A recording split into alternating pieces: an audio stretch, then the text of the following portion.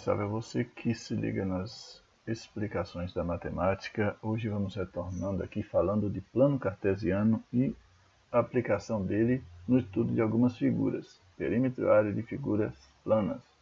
Vejamos.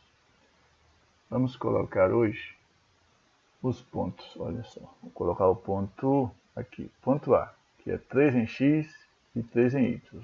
Ponto B, 3 em x e 0 em y. Ponto C, menos 1 em x e 0 em y. Vamos colocar esses três pontos no plano cartesiano. A seguir, vamos ligar esses pontos e responder às questões propostas. Questão A, B e C. Vejamos, aqui está a malha. Primeiro vem o eixo das abscissas, que é o eixo x. Depois o eixo das ordenadas, que é o eixo y, perdão. Eles dois se cortam de forma perpendicular, o eixo x e o eixo y. Quando eu digo perpendicular é porque aqui forma um ângulo de 90, pessoal. Esqueceu-me de colocar aqui. Lá vem o 3 para o x e o 3 para o y. Só que o ponto é aqui no quadrante, certo? Olha aqui para onde vem o ponto A. Agora eu vou colocar os outros dois pontos, o ponto C e o ponto B. O ponto B é aqui no eixo x, porque ele é 3 e 0, então ele fica no eixo das abscissas.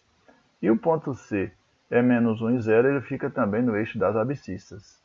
Agora a gente vai ligar os três pontos, como manda a questão, e a gente formou que figura, que polígono. Qual o polígono desenhado? Aí vem a questão. Número 1. Qual o polígono desenhado? Pronto. Se você ligou, ele tem três lados. Ele é um triângulo. Então ele é um triângulo, mas aqui está escrito triângulo retângulo. Por que é um triângulo retângulo? Porque ele tem um ângulo de 90 graus aqui, certo? Então, esse lado com esse formou um ângulo de 90 graus. Observe que o triângulo retângulo tem uma nomenclatura toda especial. Esse lado aqui de baixo é chamado de cateto 1. Qualquer um pode ser cateto 1 ou cateto 2. Esse aqui é cateto 2. E, quer dizer, os dois lados que formam o ângulo de 90 graus são chamados de catetos. Cateto 1 e cateto 2. E o lado que fica em frente ao ângulo de 90 graus é chamado de hipotenusa, certo? Aí vem a questão B agora. Qual é o perímetro dessa figura? O perímetro é a soma das medidas de todos os lados, como vocês já sabem. Aqui é muito fácil, a parte do cateto 1 é só você contar daqui. 1, 2, 3, 4. Aqui, gente, o negativo não influencia. Ele é negativo aqui, mas só no desenho, mas aqui são unidades de medida. Então você tem que contar tudo. 1, 2, 3, 4. 4 unidades de medida no cateto 1.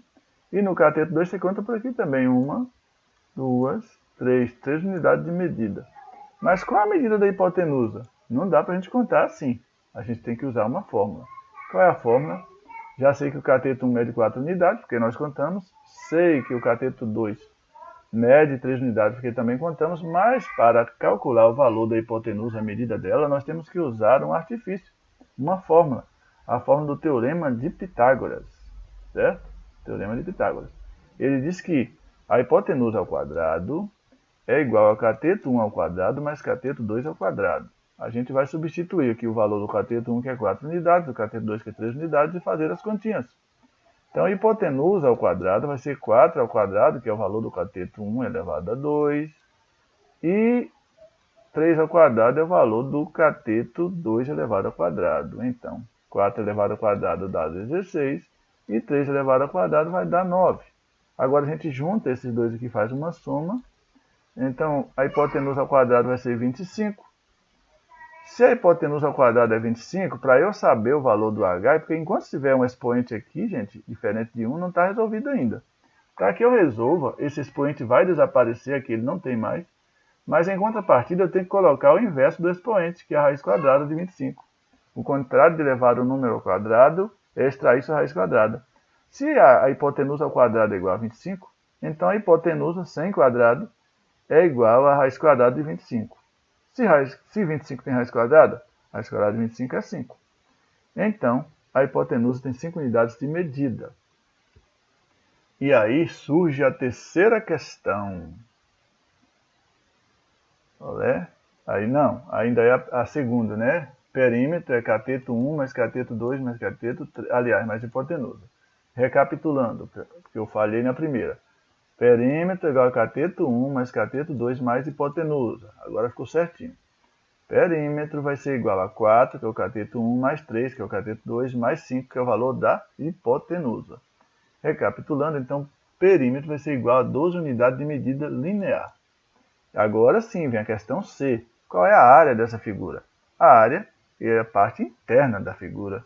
O que a gente calculou foi essa parte verdinha aqui, os contornos, o contorno dela.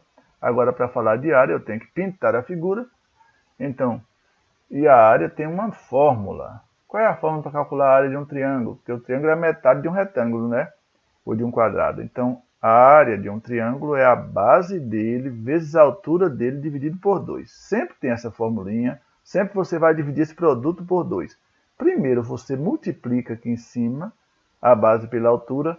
Depois da multiplicação você divide por 2. Observem.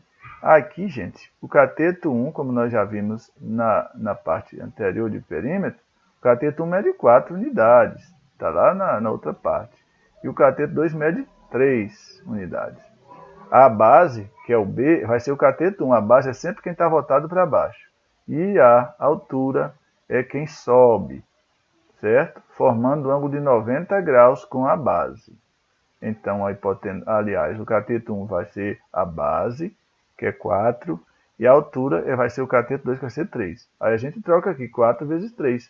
Então, a área vai ser 4 vezes 3 dividido por 2. A área vai ser 12 dividido por 2.